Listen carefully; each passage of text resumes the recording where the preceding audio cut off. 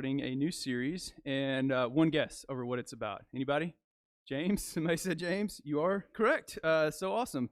So yes, we are starting a new series over James, but I just wanted to take a second and talk about family church this morning. My hope is that we can do this more and more often as time goes on. I'm trying to talk Adam into letting us do it every month, but he's like, maybe once a quarter right now. It kind of messes with everything they've got going, but just know that this is going to become more of a rhythm for us over time, and the hope is that it really helps you, mom and dad, to disciple your family well. We want to send you out here every week with some tools and some things that you can do. We want to put it on their level, and so that's kind of maybe the other part of this, is that this morning, maybe if you're from the Outpost and you hang around here a little bit, you're going to notice a little bit of a change in the way that I'm doing things this morning. Here's the deal. This is the hope, is that content wouldn't suffer. Actually, I want to deliver the same sermon, the same content to all of us that I would deliver even if it was just you in the room. But that may mean that my explanations and my illustrations are a little bit different this morning. Everybody tracking? Good on that? To sort of help things out, if you look inside your bag, if your kids got one of the bags as they came in, and mom and dad, you can definitely pull this out and help them fill this out.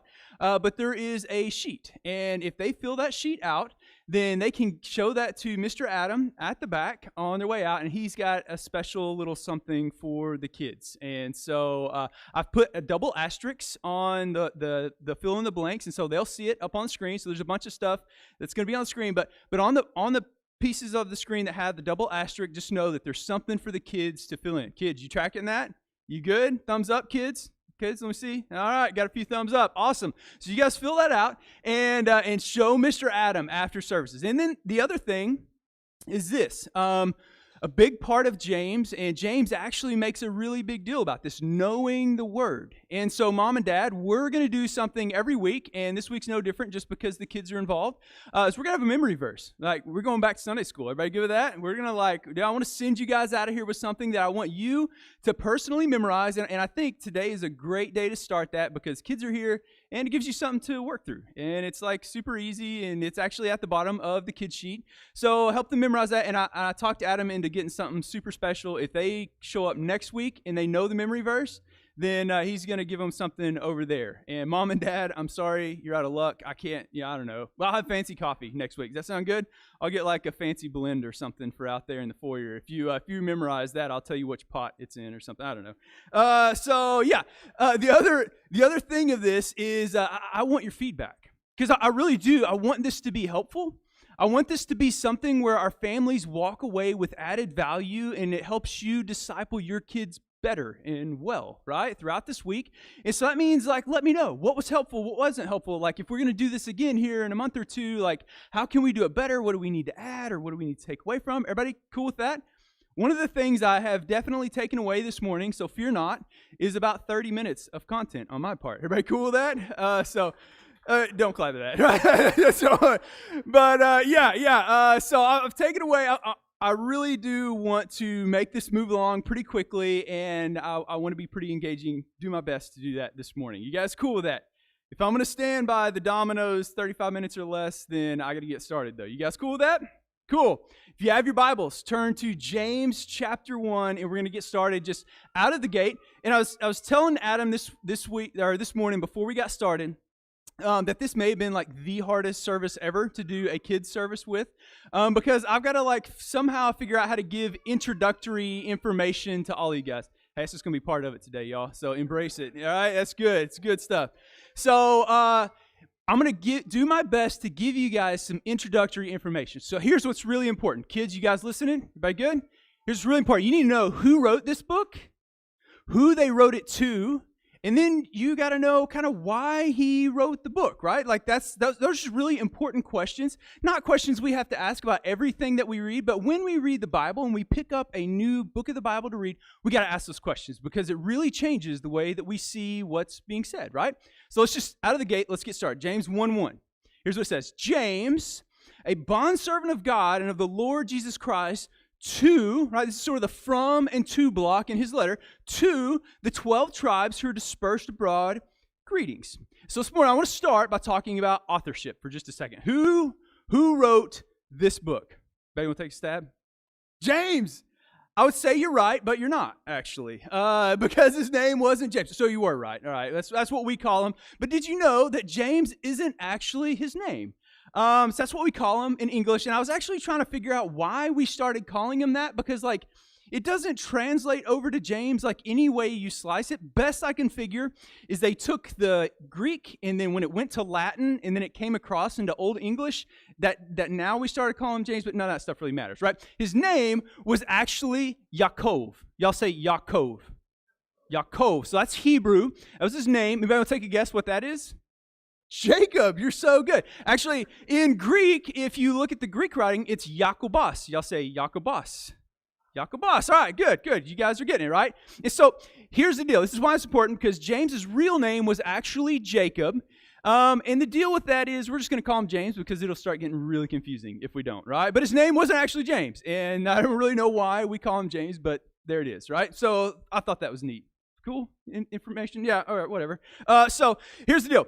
There are actually 3 Jameses in Jesus' sort of circle, because James doesn't really narrow it down for us, does it, right? If you know your Bible, then you know actually there's quite a lot of people named James. Like Yaakov was a really common Hebrew and Greek name. Like it was a super common name. And so that doesn't help us narrow down which James this was. And Jesus had 3 Jameses in his sort of inner circle, the people that knew Jesus best and might like write a book about Jesus and some things about Jesus' life or how we're supposed to live following Jesus.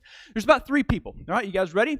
So first possible person is James, the brother of John, one of the 12. You guys know him?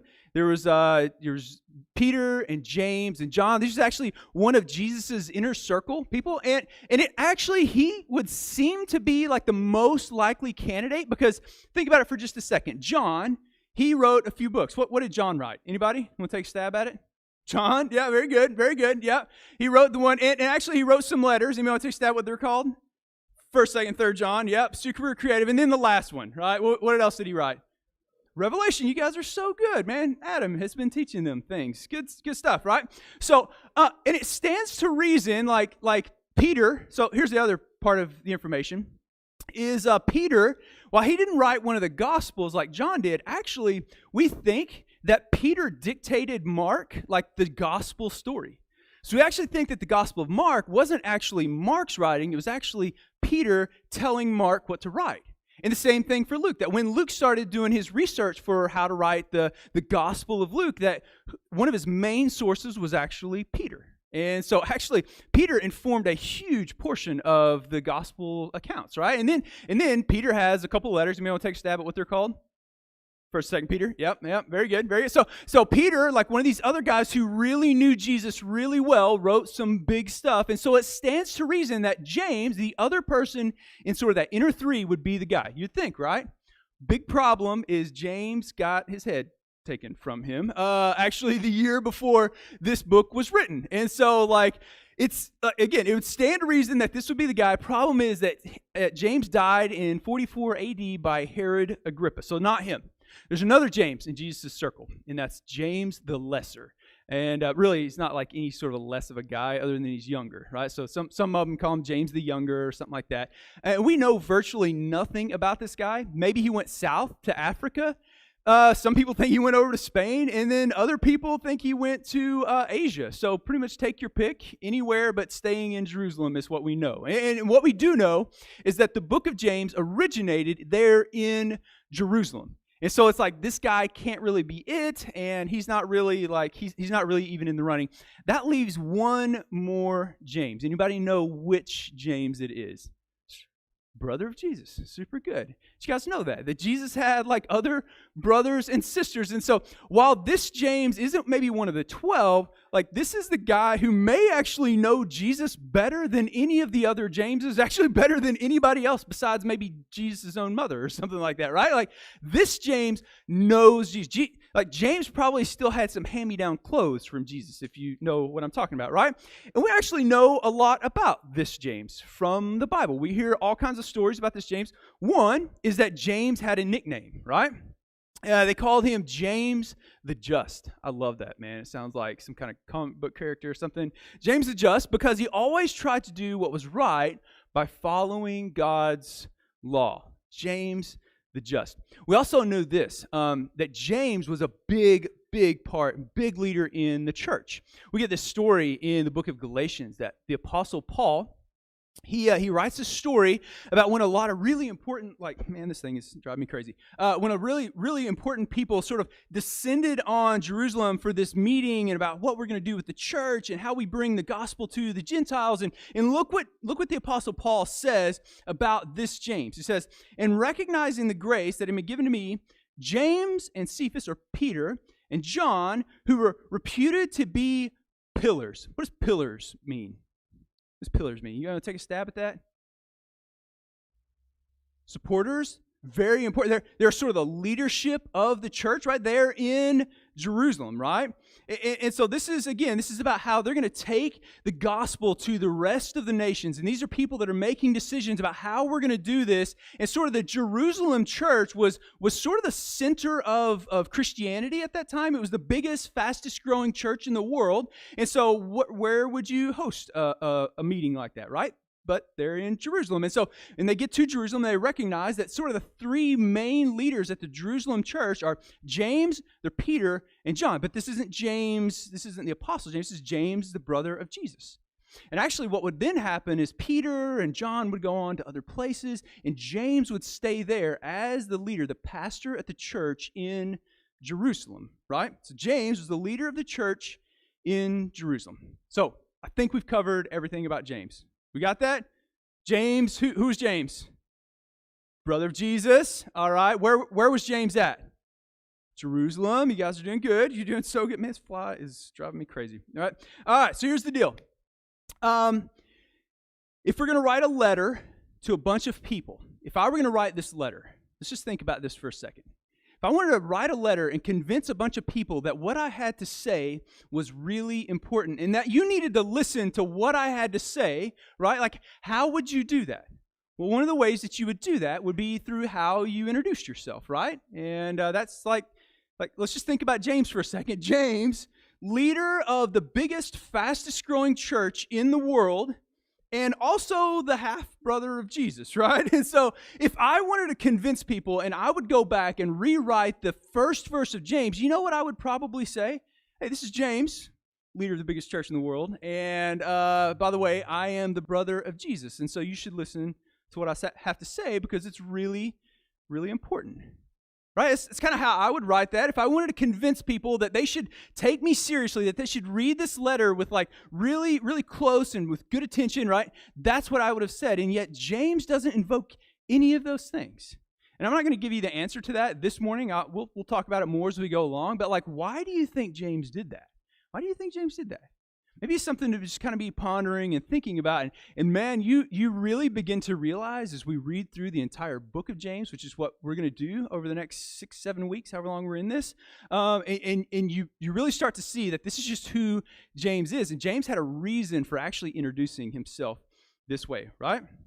So when you study a book of the Bible, it's important to not only know who wrote it, but who they were writing to. Anybody remember what it said there in that first verse? Who was he writing to? 12 tribes. Awesome, man. So great, man. I need to have kids in here more often because you guys are silent on most Sundays. And so thank you so much for engaging. That's right. James was written to the 12 tribes dispersed abroad. And here's why this is so important. So you have to remember who James is writing to every time you read something in a book, right? This is you kind of have to put yourself in their shoes and pretend sort of like you're them. But what's awesome about James is that's not hard to do with the book of James, right? And here's why. James pastored the Jerusalem church through 2 really, really serious famines. It was really bad, y'all. People were dying, they had no food, and it's a really big city.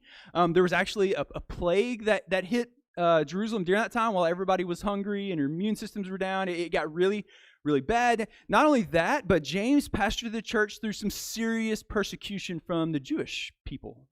Their own brothers and sisters. They were you shouldn't be following Jesus. And actually, James would die just a couple of years after writing this book, not far, less than a half mile from where James probably sat down to write this book by the Jews. But he also endured persecution through the Romans. And so here's the deal. Whether James was meant for just the Jewish people, because 12 tribes, that's sort of what that means, is like the 12 tribes of Israel. So early on, maybe James meant that just to the 12 tribes, but really early in the Christian tradition, churches realized that this book was good for everybody.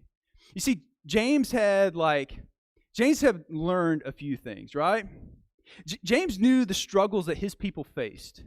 James knew the temptations that were most likely to take his church people, take his people's eyes off of Jesus. He knew the things that would carry their affections away from Jesus.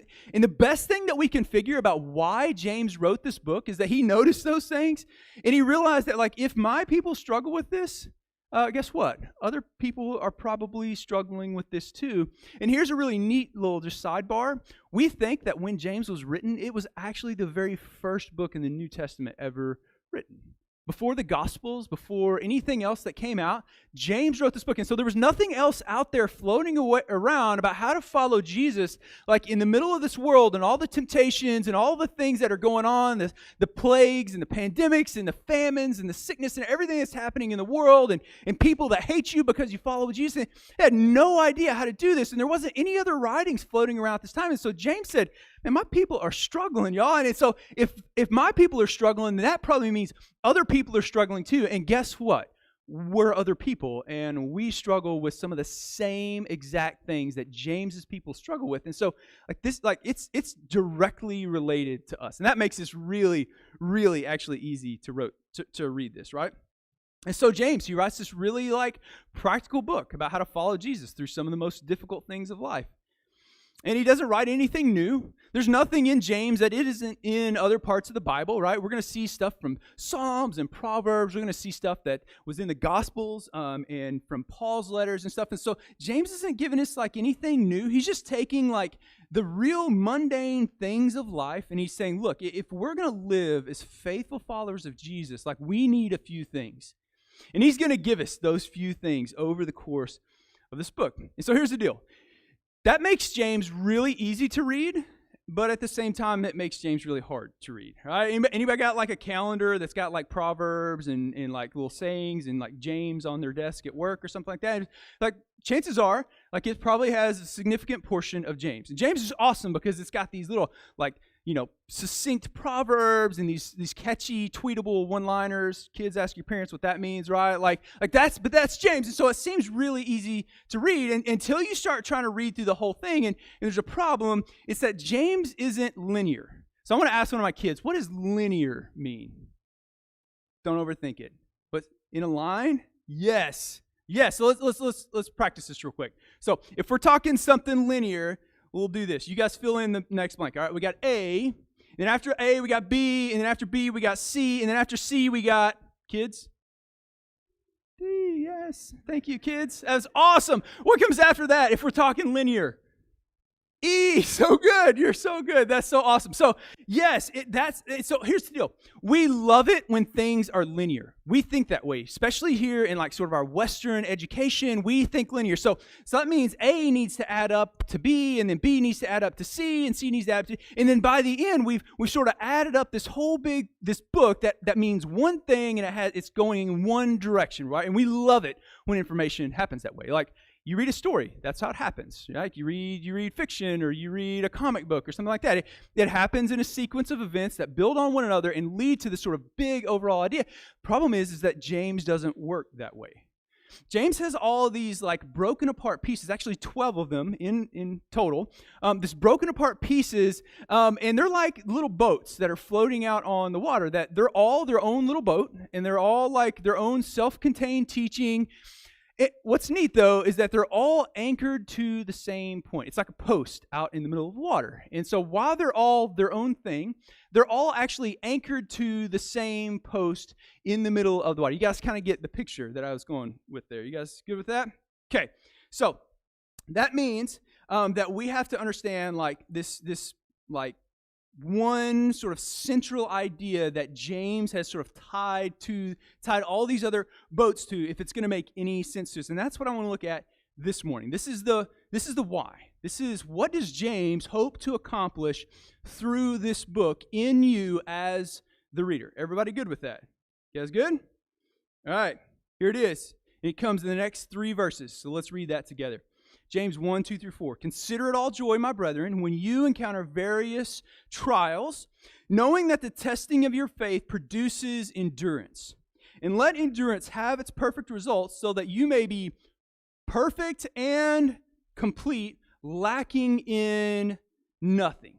So let's read that final verse, verse 4. What does James want for his people? James wants the people reading this letter to be what? Perfect and complete. Anybody have a different word in their Bible besides perfect or complete? Anybody have anything different? Mature. I love that. Maturity is so good. Absolutely. What else? Anybody got anything else? There's like 5 or 6 different things that kind of get supplemented in there. Mature, perfect, complete, full. There's a bunch of different things. But here's the deal. Let's talk about perfect for just a minute. You guys good with that? When James said perfect, if James's goal is that we would be perfect and complete after reading this, what did James mean? Does that mean we have like perfect hair or like a perfect body or something like that? Is that what James meant? Is that we're perfectly beautiful? Is that what James meant?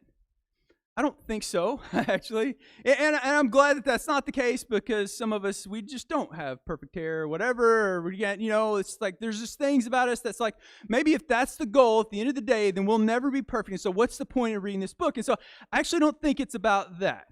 But I think for us to like know what it's about, we got to talk about seatbelts for just a second. Who wears their seatbelt? Raise your hand. Everybody should see them. Should see them all up. All right. That's good. So, second question, who grew up in the 80s and 90s? Or maybe before? Okay, mom and dad. Was that always the case? No, it was not always the case. I was thinking back on some of the things that we used to do. It's so funny, man. We used to have this stretch. Y'all are going to maybe think really bad of me as I tell you this. But we used to have this stretch of road. These kids are going to be horrified when I tell you this story. We used to have this stretch of road that we would go down. And my grandma, and we'd be riding in the car with her, she'd be like, all right, kids, time to clean out the car. And we would like shove all our trash. And don't think bad, right? I was a kid and my grandma was the one telling me this. And then we would just like throw the trash out the window. Anybody? Like, dude, come on, y'all. Don't leave me alone. Okay, thanks, Adam. Appreciate you, buddy. Not out the windows.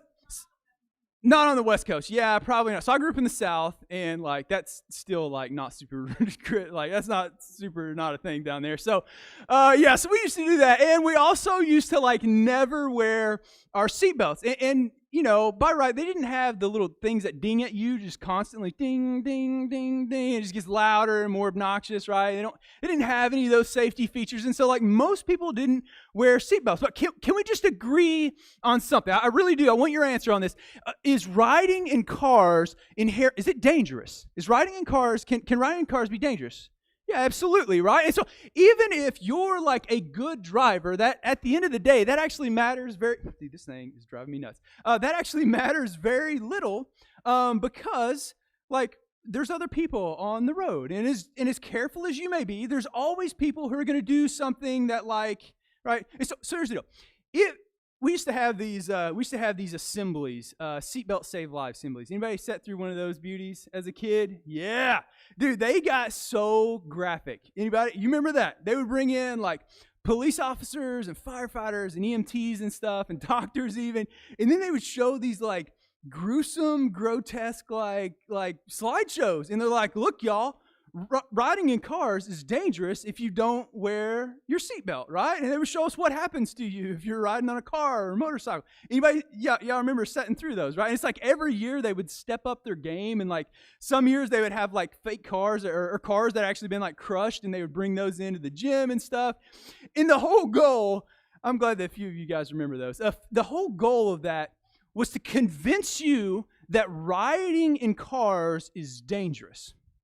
Right? Something that we all agreed on at the start of this, and yet, like, for some reason, we need to be convinced of that. Why did we really need to be convinced of that? Because we didn't wear our seatbelts. Because at the end of the day, if we truly believe that riding in cars is really dangerous, and wearing a seatbelt makes it less so, then what would we do? We would wear our seatbelt. And so that only leaves really one of two options if you don't wear your seatbelt, is you either don't think riding in cars is dangerous or you don't think that wearing a seatbelt will make it less so, right? And so there's this sort of inconsistency. And this is sort of the idea behind what James means when he says, I want you to be perfect. And here it is, right? For James, perfection, maturity, completeness, right, is about consistency. Mom and dad, you may have to help them find a better word for that. Consistency between what we claim to believe and how we actually live. And this is like the central theme of the book of James, because James knows that we're actually very fractured people. We claim to believe a lot of things that should be very life-transforming about who Jesus is and how we follow Jesus and what that means for how we think about people and speak to people and how we deal with poor people and rich people alike and what we do with our words and all those things. And yet, our actions show that we don't actually believe what we say we believe. We're fractured. We believe one thing, or we claim to believe one thing, but we really believe another because our actions show that to be true. And so James over and over and over again is going to point out this inconsistency that we have, right? And here's a few examples of it, right? This is just a few that we're going to see over the next few weeks. He says, just few verses down, he's going to say, for that man ought not to expect that he will receive anything from the Lord, being a double-minded man, unstable in all his ways, right? See if you can pick up on some of the inconsistencies that James is trying to highlight in these verses, right? Did you catch it there, right? Double-minded, right? We think one thing, but actually deep down we really believe something else. James 1:22, he says, but prove yourselves doers of the word and not merely hearers only who delude themselves, right? So we can even convince ourselves that we actually believe this thing, but actually deep down we really don't believe this thing, right? Or how about this one, speaking about partiality and how we show favorites. Anybody like to have somebody else be the favorite? Kids, is that a good feeling? It's not a good feeling, is it, right? When somebody else here's a question, right? Teachers, close your ears. Does any of y'all's teachers have favorites? Do they? Yeah. I got a few hands raised, and there's a couple parents that were like, put that down, But no, yeah, exactly, right? No, and nobody likes it. And James realizes that shouldn't be the case. Listen to what he says. Listen, my beloved brethren, did not God choose the poor of this world to be rich in faith and heirs of the kingdom which he promised to those who love him? He says, if you follow Jesus, this is how you're supposed to see people, because this is how God, this is how Jesus saw people when he was here, right? And if you claim to follow Jesus, then you claim to follow after people the way that Jesus did, and yet you have dishonored the poor man. Is it not the rich who oppress you and personally drag you into court? And here's that catchy one-liner that's meant to show our sort of duplicity, right? He says, for judgment will be merciless to one who has shown no mercy. Mercy triumphs over judgment. How about this one? If a brother or sister is without clothing and in need of daily food, and one of you says to him, go in peace, be warmed, be filled, and yet does not give them what is necessary for their body, what use is that? Right? How practical is that? Like you say you love people, you love poor, you love the people that are hurting, that need the most in society, and yet somebody comes and asks you for something, and you're like, hey man, I hope you find what you're looking for, be what? I'll pray for you. How about that one? That's a good one, right? And so how about and then we just dismiss them, and he says, what use is that? It's faith, if it has no works, right? Is dead, being by itself. And those don't even get us all the way through chapter 2.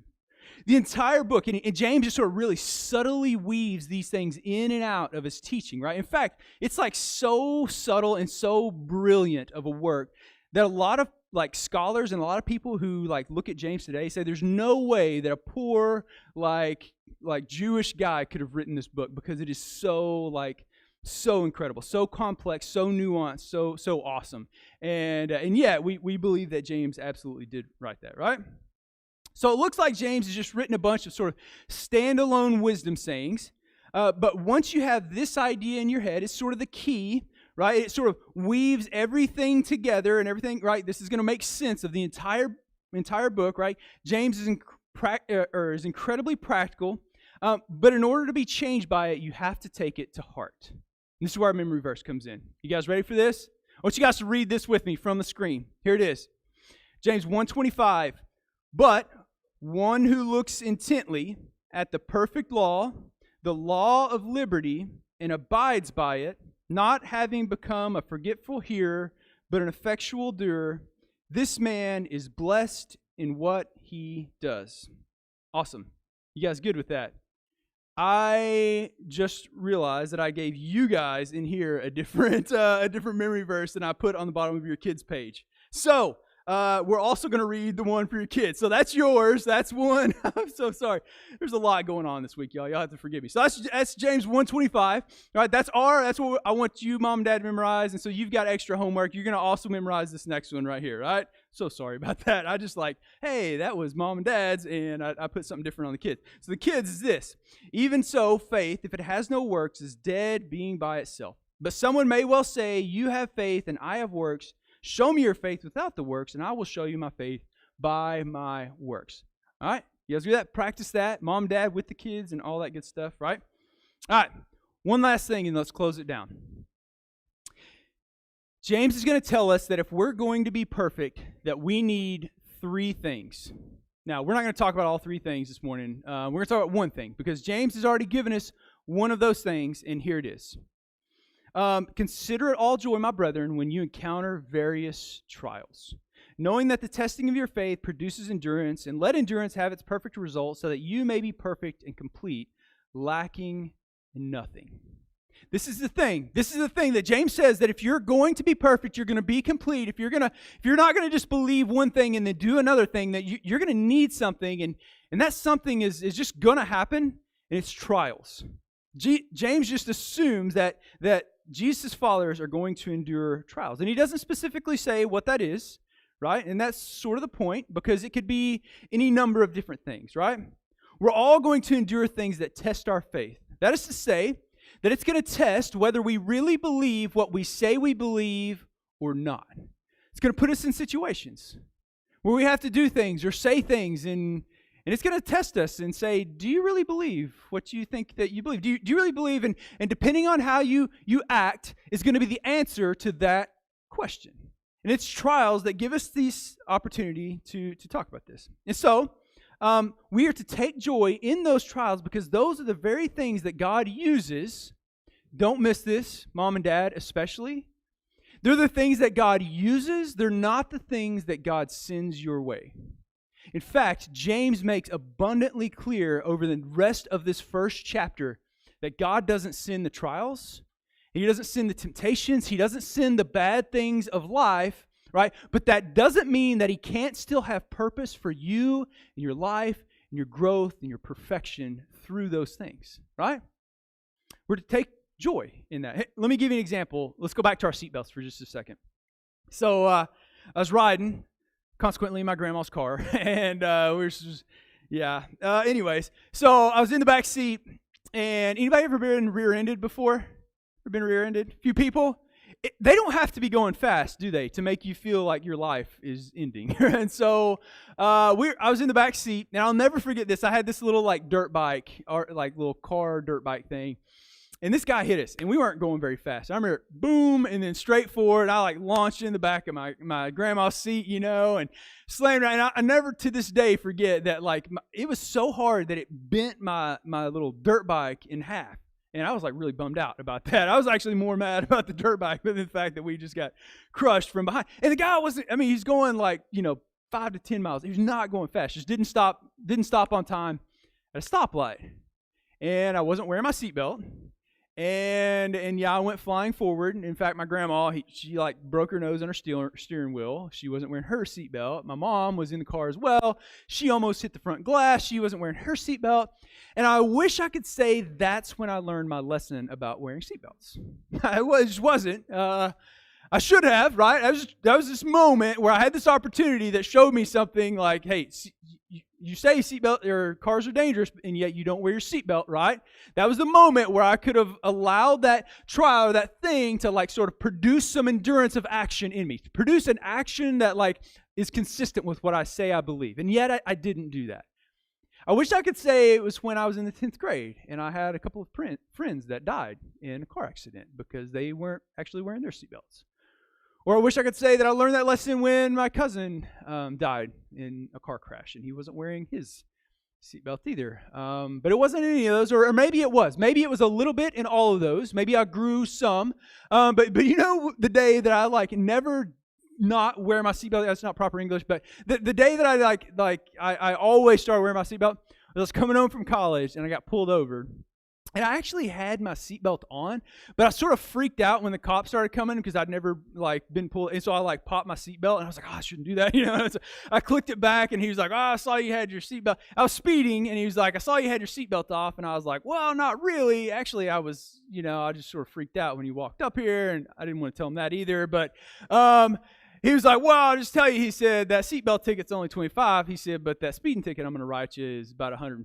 And I was like, yep, didn't have my seatbelt on. So I never didn't wear my seatbelt again after that sort of incident, right?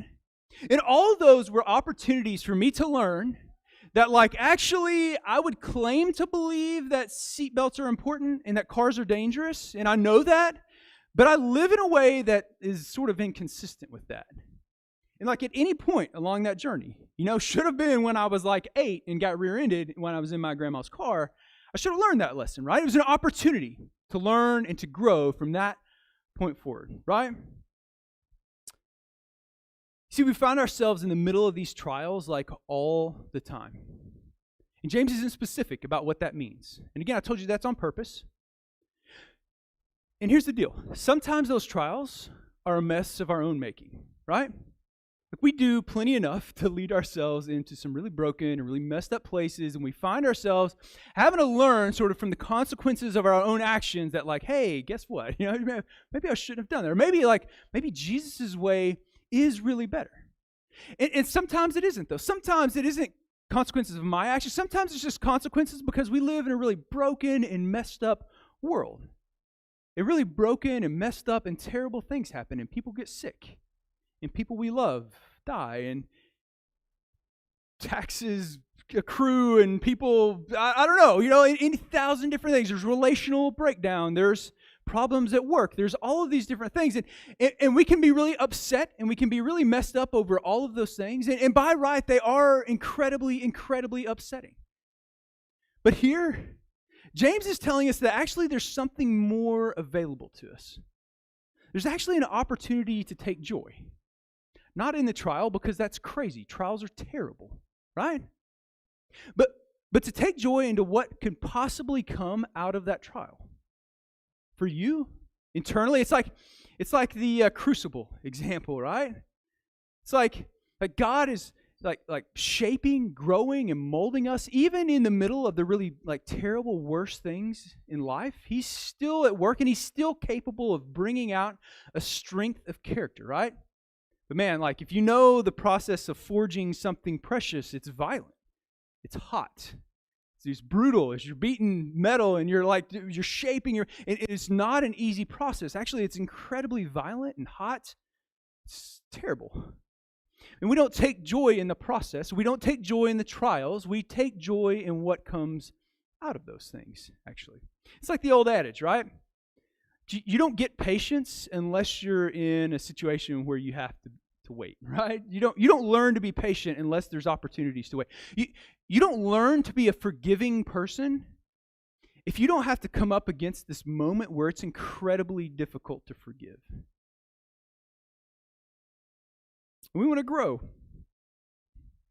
We want to grow as we're generous, we're kind, we're people who speak life-giving words to others, manage our finances well, treat people with respect regardless of what we stand to gain from the relationship, right? And we most often grow in those really difficult situations where we have the opportunity not to. When we have the opportunity to not be kind, or to not speak life, or to not be forgiving, or to not be generous, or not be patient or humble, or whatever the case is, and it's in those moments dude, that trial, that terrible thing, or whatever it may be, dude, there's an opportunity. It's an opportunity for the growth of character in all of those areas and so much more. So I want to close out with this question. All right, this is one that I want everybody to think about. And mom and dad, you may have to help the kids put this in sort of their own words or in a way that they can maybe understand. But here's the deal. You've probably already talked about this week.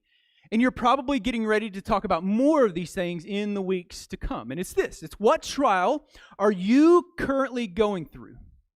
What trial are you currently going through? And how can we take joy in the opportunity for growth that it is providing us?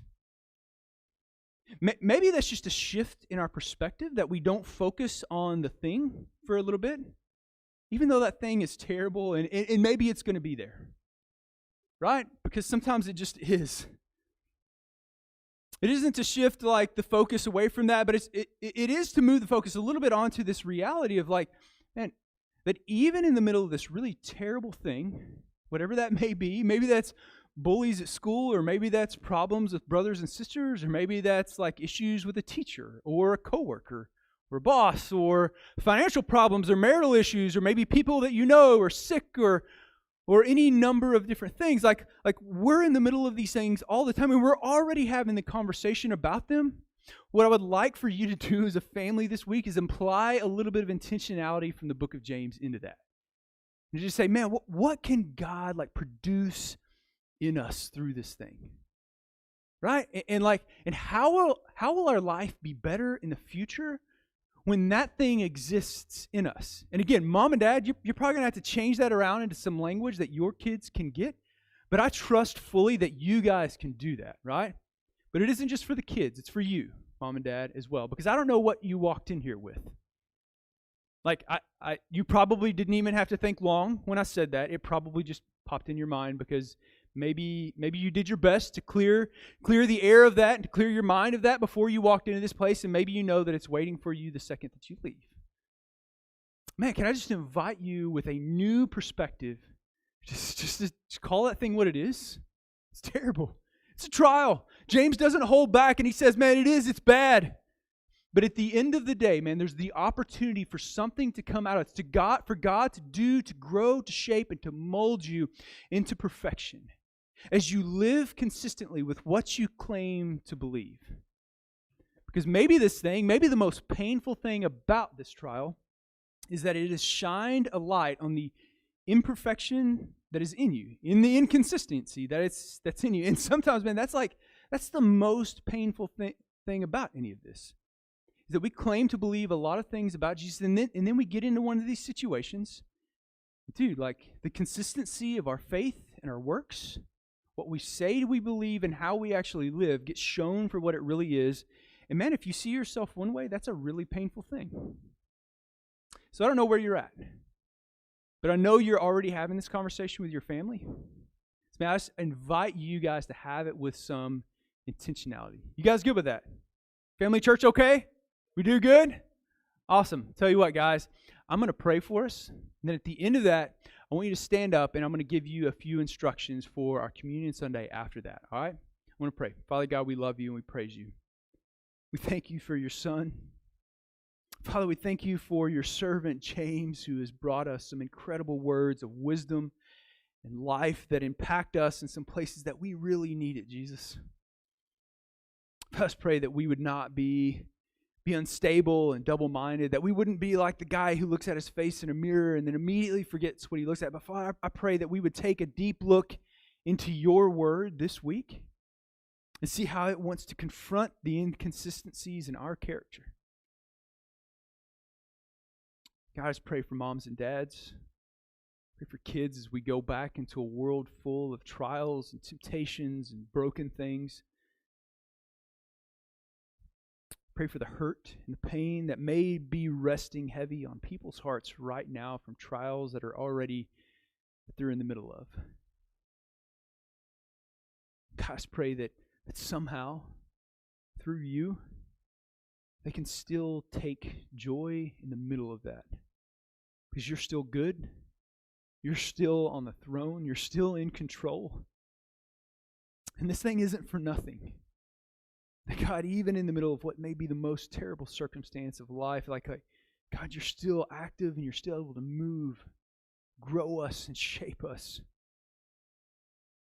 God, I pray for good conversations between families this week. I pray that we would take this memory verse and, Father, I pray that we would turn it inwards into our hearts. We would help our kids do the same.